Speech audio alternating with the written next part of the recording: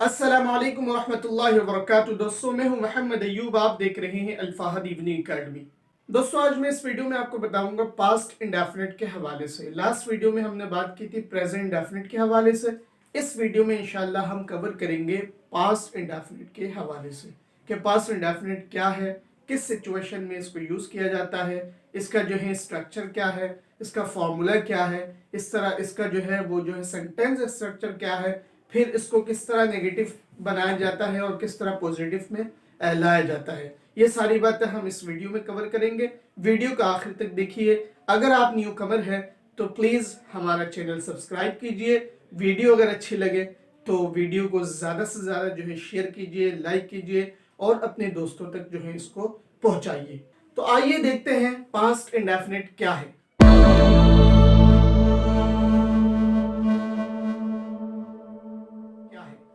तो मैं सबसे पहले यहां लिखता हूं past indefinite. Past indefinite past indefinite के जब मैं डिक्शनरी मीनिंग की बात करता हूं तो डिक्शनरी मीनिंग यह है, पास्ट को कहते हैं गुजरा हुआ। गुजरा हुआ यानी गुजरा हुआ जमाना, पास्ट। जैसा कि मैंने एक पूरी वीडियो जो है इस पर बनाई थी। आप लास्ट मेरे जो प्रीवियस वीडियोस हैं उन्हें देख के जो है आइडिया कर सकते हैं। इंडेफिनिट का मतलब होता है गैर मुअय्यन या जो है मुतलक। तो एक ऐसा काम प्रेजेंट इंडेफिनिट के जो डिक्शनरी मीनिंग्स है उससे हम ये चीज जो है निकाल सकते हैं, ये समझ सकते हैं कि प्रेजेंट इंडेफिनिट एक ऐसा टेंस है कि अगर माजी में कोई काम ऐसा हो कि जिसका कोई टाइम मुतय्यन ना हो, एक काम जो माजी में हुआ, पास्ट में हुआ, लेकिन उसका जो है टाइम पीरियड कंफर्म नहीं है कब किया। लेट सपोज मैं कहता हूं मैंने खाना खाया। अब मैंने खाना खाया प्रेजेंट पास्ट में चला गया, लेकिन आइडिया ये नहीं हो पा रहा कि मैंने अभी खाया, थोड़ी देर पहले खाया, 2 दिन पहले खाया, मुझे नहीं आइडिया। तो जब आइडिया ना हो, गैर मुअय्यन हो, कंफर्म ना हो, तो उसको इंडेफिनिट कहा जाता है। चूंकि वो माजी में हुआ लिहाजा पास्ट इंडेफिनिट का मतलब ये हुआ कि पास्ट में कोई ऐसा काम जो हुआ तो है लेकिन टाइम कंफर्म नहीं है, या कंप्लीट हुआ हुआ नजर नहीं आ रहा, या ये कंटिन्यूएशन है या क्या है नहीं पता। जस्ट इतना पता है कि माजी में कोई काम हुआ है। जैसा कि मैंने एग्जांपल दिया, मैंने खाना खाया, मैंने काम कर लिया, मैं स्कूल गया, मैं स्कूल से आया, कब आया कब गया नो आइडिया। तो ऐसे तमाम सिचुएशन के लिए हम पास्ट इंडेफिनिट का सहारा लेते हैं। आइए देखते हैं पास्ट इंडेफिनिट क्या है, इसका स्ट्रक्चर क्या है। सबसे पहले मैं यहां लिखता हूं फॉर्मूला। इसका फॉर्मूला भी बिल्कुल वही है जो कि प्रेजेंट इंडेफिनिट का है, यानी वर्ब की सबसे पहले सब्जेक्ट आएगा, उसके बाद यहां पे जो हमें बात याद रखनी है वो है वर्ब की फॉर्म। वर्ब की फॉर्म क्या है भाई? वर्ब की हमेशा सेकंड फॉर्म यूज होगी। आप याद करें, अगर आपने मेरी लास्ट वीडियो देखी है प्रेजेंट इंडेफिनिट, तो उसमें मैंने बताया था प्रेजेंट इंडेफिनिट में हमेशा वर्ब की फर्स्ट फॉर्म यूज होती है, जबकि पास्ट इंडेफिनिट में सिर्फ और सिर्फ ये डिफरेंस है कि इसमें वर्ब की सेकंड फॉर्म यूज होती है। इसमें कौन सी फॉर्म यूज होती है? वर्ब की जस्ट सेकंड फॉर्म यूज होती है।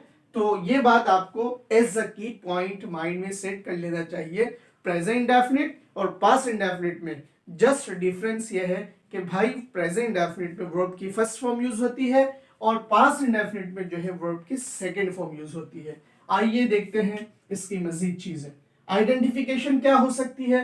मैं अगर कहूं मैं करता था, मैं एक काम करता था, अब नहीं करता, लेकिन कब करता था नहीं पता। मैंने किया, किया, लेकिन कब किया ये भी no idea.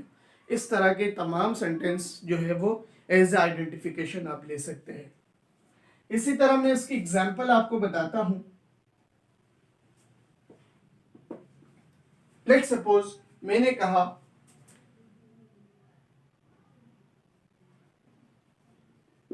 Rafiq went to the market। Rafiq subject है, went वर्ब की सेकंड फॉर्म किसका? गो का। गो एक वर्ब है फर्स्ट फॉर्म, उसकी सेकंड फॉर्म क्या है? वेंट है। क्यों? हमने कहा कि पास्ट इंडेफिनिट में वर्ब की हमेशा कौन सी फॉर्म यूज होती है? सेकंड फॉर्म यूज होती है।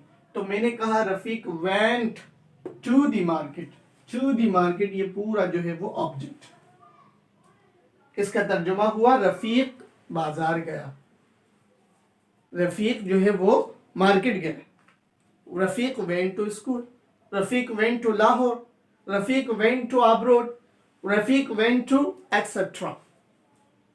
तो ये तमाम जो है सेंटेंस जो है वो पास्ट इंडेफिनिट में हो सकते हैं। मैं बिल्कुल इसी तरह जो है एक और यहाँ पे आपको एग्जांपल दूं। मैं कहता हूं वी वॉच्ड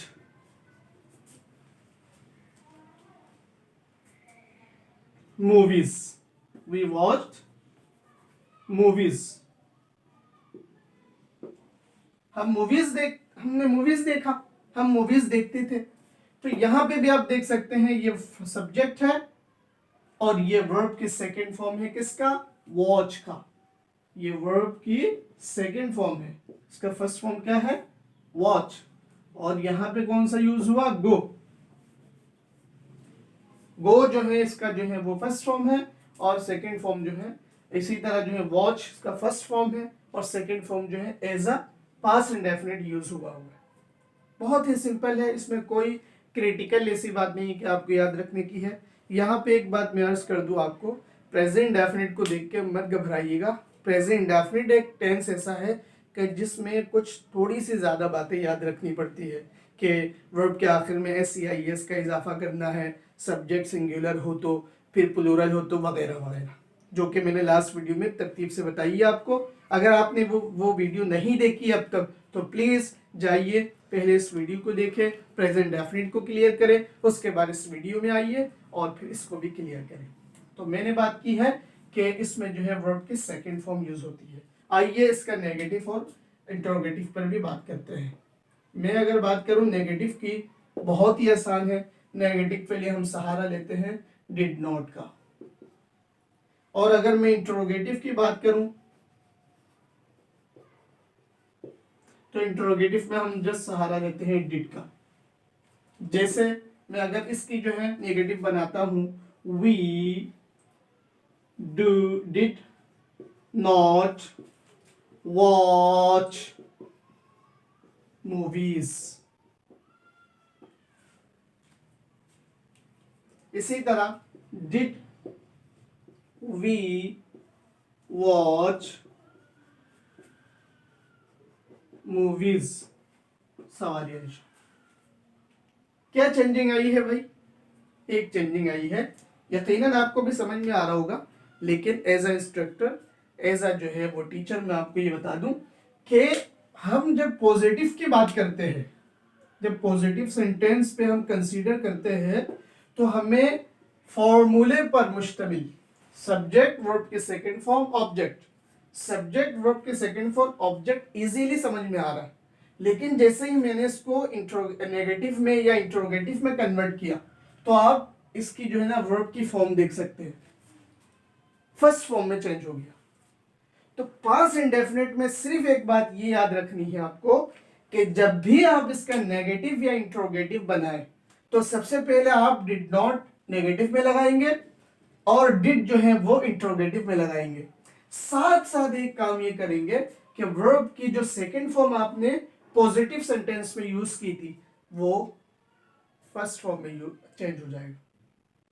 ये बात समझ में आई कि पॉजिटिव सेंटेंस में जो भी सेकंड वर्ब यूज कर रहे थे उसको नेगेटिव या इंट्रोगेटिव बनाते हुए फर्स्ट फॉर्म में चेंज कर देंगे।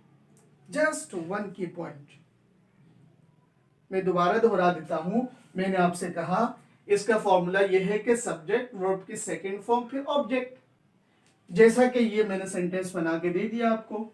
लेकिन अगर इसका आप नेगेटिव बनाते हो तो जस्ट वन की point, very very important point याद रखना आपको, वो है जब हम इसका नेगेटिव बनाते हैं तो वॉच कर देंगे वॉच्ड की जगह, सेकंड फॉर्म की जगह फर्स्ट फॉर्म कर देंगे, सेकंड फॉर्म की जगह फर्स्ट फॉर्म कर देंगे। तो यकीनन आपको ये बातें समझ में आ गई होगी।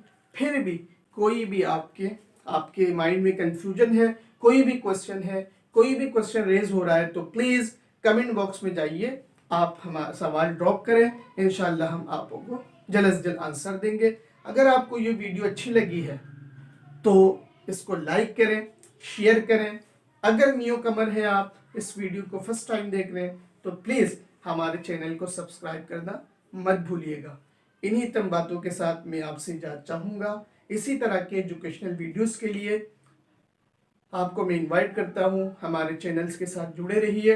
इंशाल्लाह गाहे बगाहे इंग्लिश पे हम बात कर रहे हैं, फिर नेक्स्ट टाइम इंशाल्लाह हम मैथ्स पे भी बात करेंगे, अरेबिक लैंग्वेज पे बात करेंगे, और फिर डिफरेंट जो है वो टॉपिक्स पर हम बात करेंगे। इन्हीं चंद बातों के साथ इजाज़त चाहूँगा। अस्सलामु अलैकुम वरहमतुल्लाहि वबरकातुहू।